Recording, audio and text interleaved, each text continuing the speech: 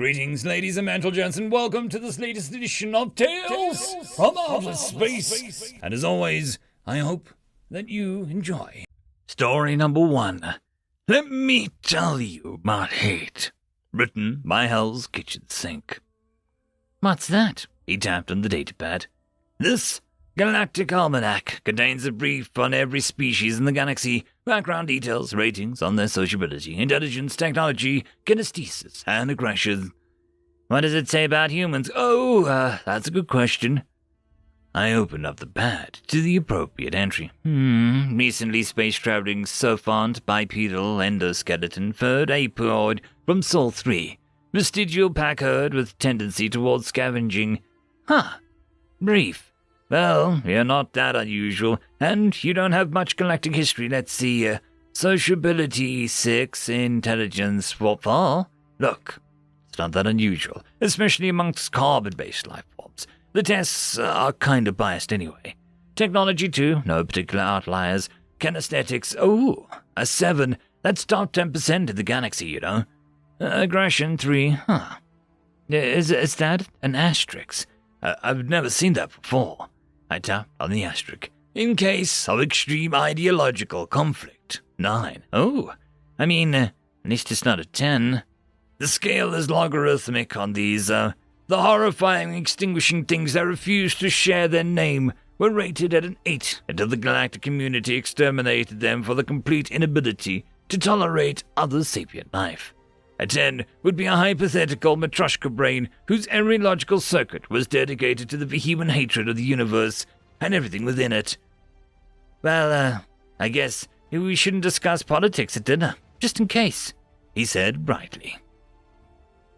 End of story. Story number 2. Vakkers, written by Hell's Kitchen Sink. One would think that, at a certain point, a civilization stops believing it varies. At a certain point, the mysteries are gone.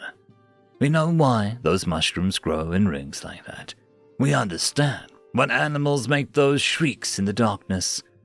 We know that those strange spade-shaped heads are barn owls.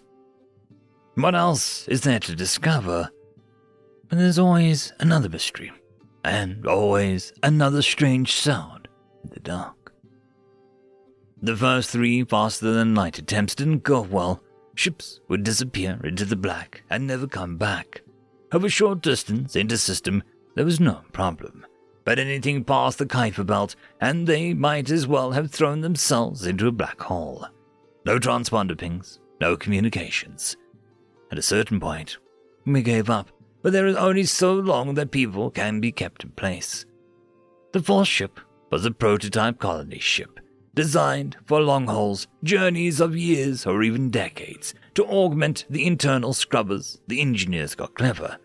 They installed an entire ecosystem from the Gunaway Forest Park.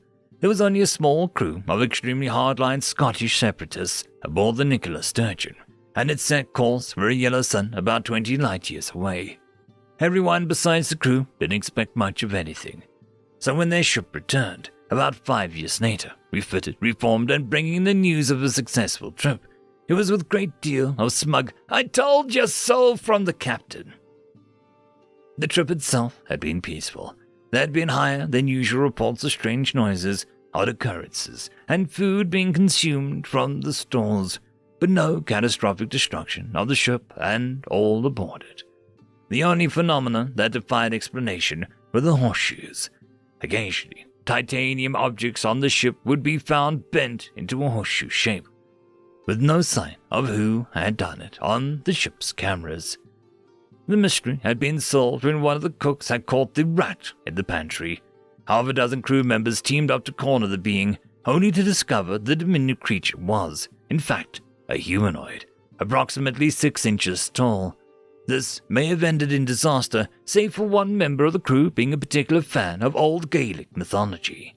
After they shared a saucer of milk and the now friendly sprite, the captain and the ship was introduced to the lady of the particular wood that they had taken. The Lady Iceling spoke mostly in riddles, but her explanation of things was that, having been in hibernation in the depraved late days of humanity's existence on Earth, The fairies of Galloway Forest had not noticed when they were uprooted and placed on the ship until they crossed into FDL. When the ship strode forth on the great paths, as she put it, they recognized that the humans had not brought the necessary signs and wards to travel safely, and make dark reference to HFY. From context, some dark creatures that dwell on the hyperspace lanes and preyed upon those without proper protection. Lady Cabrine and her court had chosen to defend the Necklace Sturgeon's crew, taking interest in the brave new adventurers to a far land. After all, not even the greatest sea king or queen had ever had the power to take a trip down one of the great paths. Understandably, this came as something of a shock at first, and then there was no small amount of outcry, mockery, and the occasional suggestion of mass insanity. When the largest orbital stations on board Lung Forest revealed itself to be chock full of Fae, however, even the fiercest critics found themselves forced to admit that the story was apparently true. The nature of the HFY is still unknown. The Fae offer the answers they have, but those answers are usually more folklore and story than hard scientific facts. Attempts to research them have thus far ended poorly. But there's always another group of starry-eyed physicists who want to test, and research continues. But there are a few things that are particularly important about this change. First, it explains the relative silence in the heavens, even amongst the handful of species we've found. Few have ever had their own native Fae. Many, in fact, wage destructive wars on their fairies of their worlds.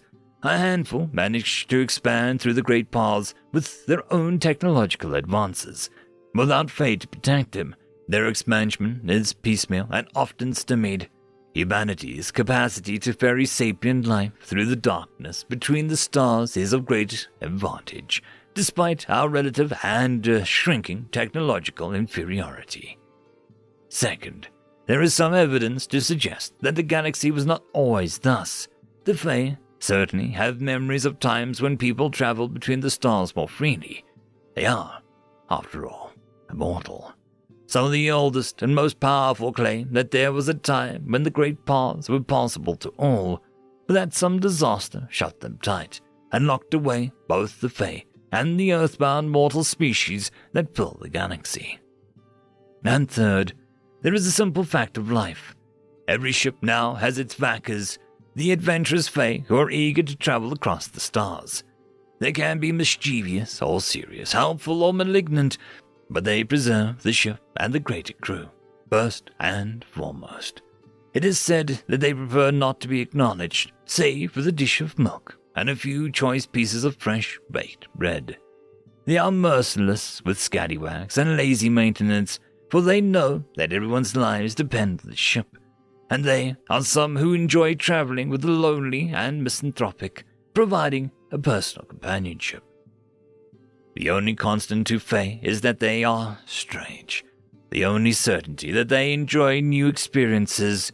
They take a great pleasure from traveling alongside humans and engaging themselves in the dramas and fascinating stories of interstellar life. While they have few answers to mysteries, they are nonetheless a part of a spacefaring, and it is a foolish human who offends the Fae who keep the HFY from the airlocks. End of story. I just want to thank the T5 patrons and channel members. Cam Maxwell, Casper Arnholtz, Australia the Dreamer, Trygan95, Fudic Yol, Meridian117, Elythia, Jordan Bucksbaum, Angry Marine, Albard and Gusta, and Barkey. Thank you very much. And that, my friends, concludes this video. I hope that you enjoyed. There are links down below, both to support this channel and for the author of this fiction. Anyways, I hope you all have a fantastic one, and I'll see you next time. Cheers.